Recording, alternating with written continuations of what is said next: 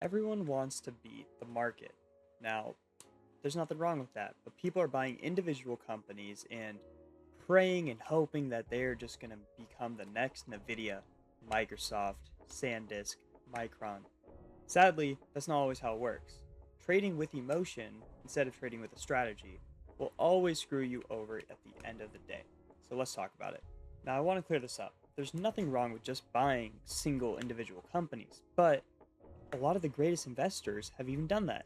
They have taken small wealth and turned it into millions. They've turned into complete empires. Someone like Warren Buffett, who's gotten a strategy and applied it to every single company he looks for and watches.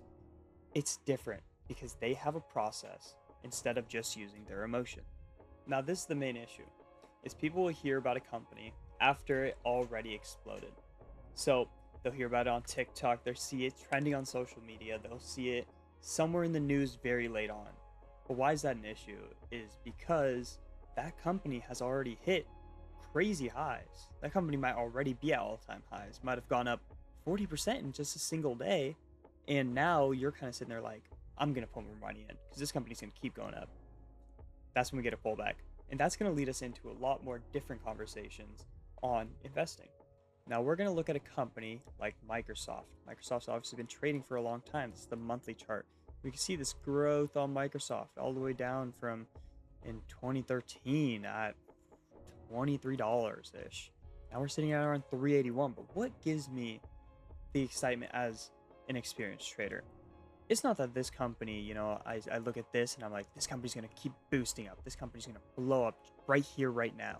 No, it's that this company itself has multiple businesses, different businesses, which are generating billions of dollars every single year in this one company. Now, it has its cloud computing, it has Office 365, it has Windows, and it has its gaming section. Microsoft Word, Excel, some things that we use every single day are in this one single company right here. So looking through these statistics, we can see, all of these things, the revenue, gross profit, the EBITDA, all of these things are things that everybody should be able to understand because these are very, very important details. We're seeing here that these are only increasing, just like from looking at this. From March of this year, we were at 2.75 trillion. Now we're at 2.84 trillion. Now, this is just the market cap itself. Market cap's going down because we're putting money into other businesses. That is why I like a company such as Microsoft. We can also see it also is going to start paying a cash dividend as well. This is all great information to see, and this is a company that would give me confidence as an investor. Now, the second problem is, can you explain the business? Can you understand the business that you are in? So when I ask investors, I say, oh, why are you in something like Harmonic? And they just sit there and they can't really tell me. I can instantly tell that they don't know enough about the company and they bought it because of hype. Something like Penguin Solutions. When I was first buying into it, I realized I didn't know enough about this company to be truly confident. Then when I finally started researching, I realized this company was great.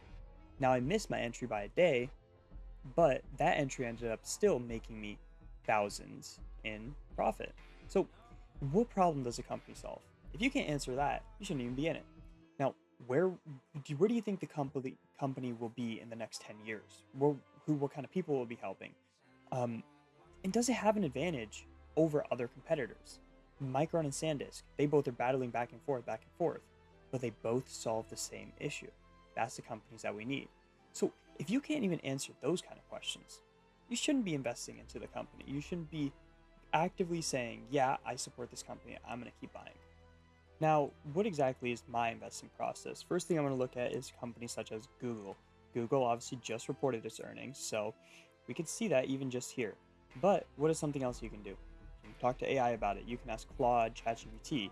You can say, why is Google down? What happened with its earnings? So I'll just sum it up for you guys. Basically, with Google's earnings, investors are worried they're spending too much. They're putting more money back in.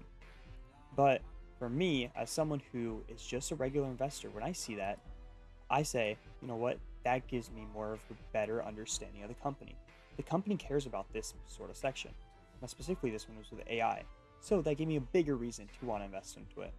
So for sure, I still do look at the charts. Now, I guess you could obviously see this gap down from 341 down to 320-ish. And where can we end up going all the way down to? We can go all the way down towards 272 or even lower possibly.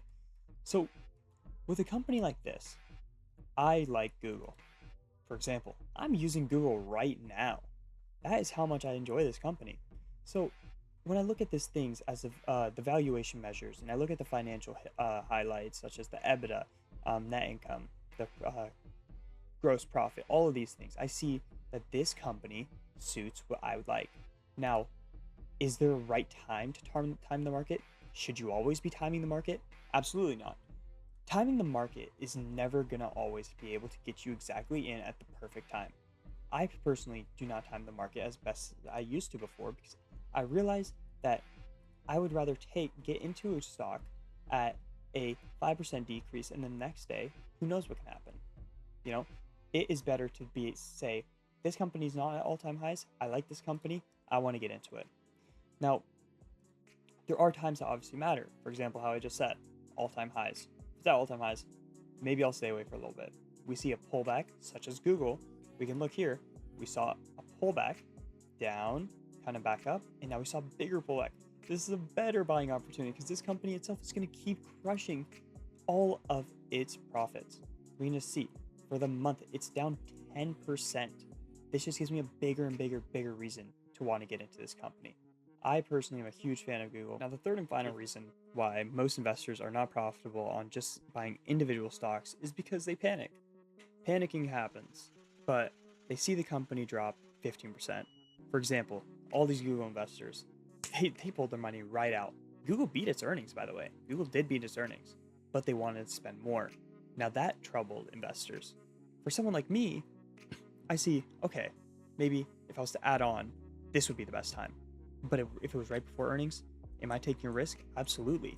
Because we see it time and time again where investors are expecting such a huge return, and that return can't always be delivered to its best ability.